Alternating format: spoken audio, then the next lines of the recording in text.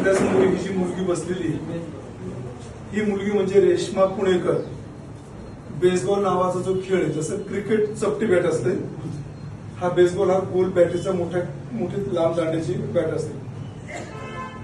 साधारणतः 12-14 वर्षापासून ही मुलगी तो खेळ खेळते. आज भारताची तिसऱ्यांदा कर्णधार, लक्षात ठेवा. धनगर समाजाचे मुलं पुढे जात नाही, जाऊ दिले जात नाही, पण ही मुलगी भारताची तिसऱ्यांदा कर्णधार आहे. क्रिकेट मधल्यांचं आतापर्यंत अगदी मोठं मोठं स्वागत केलं असतं. आधी काय म्हणतात ना, हेलिकॉप्टरने पुष्पवृष्टी केली असती. ही धनगराची मुलगी कुणी तुमची दखल घेत नाही.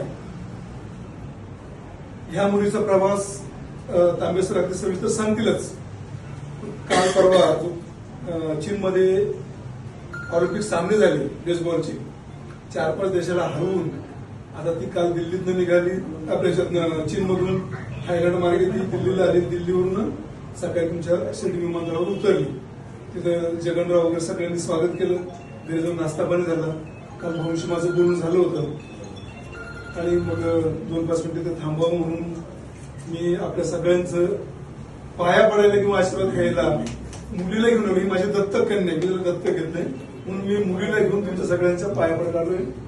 सविस्तर सगळी माहिती तुम्हाला तांबेसर म्हणजे गेल्या 4 महिन्या